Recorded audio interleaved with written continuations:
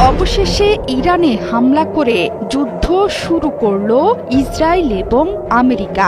এই হামলাকে আগাম প্রতিরোধমূলক হামলা বলছে ইসরায়েল। ইরানি সংবাদ মাধ্যম বলছে তেহরানের উত্তর এবং পূর্বে 3টি বিস্ফোরণের শব্দ পাওয়া গেছে। রাজধানী তেহরানের রিপাবলিক এলাকায় আঘাত হেনেছে বেশ কয়েকটি মিসাইল। ইরানের সর্বোচ্চ ধর্মীয় নেতা আয়াতুল্লাহ আলী খামেনির অফিসের খুব কাছে আঘাত হেনেছে একটি মিসাইল, যদিও এখন পর্যন্ত কোনো ক্ষয়ক্ষতির খবর পাওয়া যায়নি। খরচ বাঁচে 65% পর্যন্ত। ওয়ালটন বিএলডিসি ফ্যান ছড়ায় স্বস্তির সবুজ হাওয়া। বার্তা সংস্থা রয়টার্সকে একটি সূত্র নিশ্চিত করেছে যে বর্তমানে তেহরানে নেই আয়াতুল্লাহ আলী খামেনি। তাকে নিরাপদ জায়গায় সরিয়ে নেওয়া হয়েছে।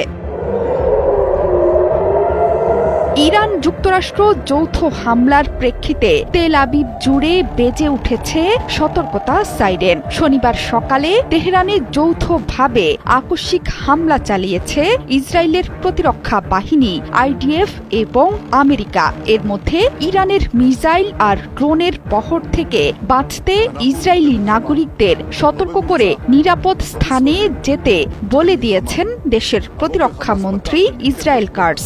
ইসরায়েল জুড়ে জারি হয়েছে বিশেষ এবং স্থায়ী জরুরি অবস্থা। এছাড়া ইসরায়েলের আকাশসীমা বন্ধ করে দিয়েছে সেনাবাহিনী। কাতার ভিত্তিক সংবাদ মাধ্যম আল জাজিরা বলছে, বোমা বিস্ফোরণের শব্দ পাওয়া গেছে তেহরানে। এর মধ্যে একটি ইরানের প্রেসিডেন্সিয়াল ভবনকে লক্ষ্যবস্তু করেছে। প্রতিবেদনে টাইমস অফ ইসরায়েল বলছে, এমন স্থানকে ইসরায়েল লক্ষ্যবস্তু করেছে যেখান থেকে আসতে পারে পাল্টা আঘাত। শনিবার সকালেই ইরানের বিরুদ্ধে হামলা শুরু করে ইসরায়েল এবং মার্কিন যুক্তরাষ্ট্র। ইসরায়েলি প্রতিরক্ষা মন্ত্রী বলছেন, ইরানের বিরুদ্ধে আগাম হামলা চালিয়েছে তেল আবিব, যাতে করে রাষ্ট্রের ওপর থেকে ঝুঁকি দূর হয়। এর জেরে ইসরায়েলের বিভিন্ন স্থানে বেজে ওঠে সতর্কতা সাইরেন। মানুষকে বোমা আশ্রয় কেন্দ্রের কাছে থাকার পরামর্শ দিয়েছে প্রতিরক্ষা মন্ত্রী। সতর্কতা বার্তায় বলা হয়েছে, নিরাপত্তা পরিস্থিতির কারণে সাধারণ মানুষ যেন নিজেদের কাছাকাছি সুরক্ষিত আশ্রয় কেন্দ্রে চলে যান এবং এড়িয়ে চলেন অপ্রয়োজনীয় ভ্রমণ। এছাড়া স্কুল, জনসমাবেশ এড়িয়ে চলার নির্দেশ দেওয়া হয়েছে।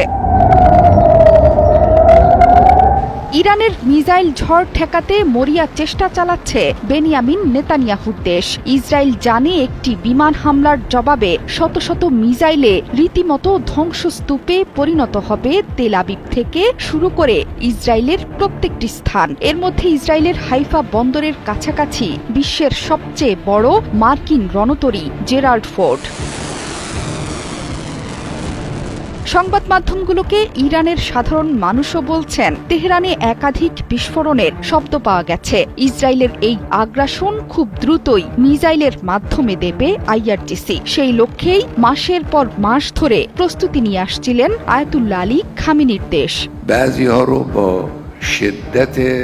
সমালোচকরা মনে করছেন, এতদিন আলোচনার নামে আসলে কাল ক্ষেপণ করছিলেন মার্কিন প্রেসিডেন্ট ডোনাল্ড ট্রাম্প। এর পেছনে একটাই কারণ, পুরো মধ্যপ্রাচ্য জুড়ে মার্কিন সামরিক উপস্থিতি জোরদারের সময় পাওয়া। শেষ মুহূর্তে যখন জেরাল্ড ফোর্ড ইসরায়েলে প্রবেশ করেছে, ঠিক তখনই ইরানে হামলা চালিয়েছে ইসরায়েল। জোহরা চৌধুরী সেতু, ৭১।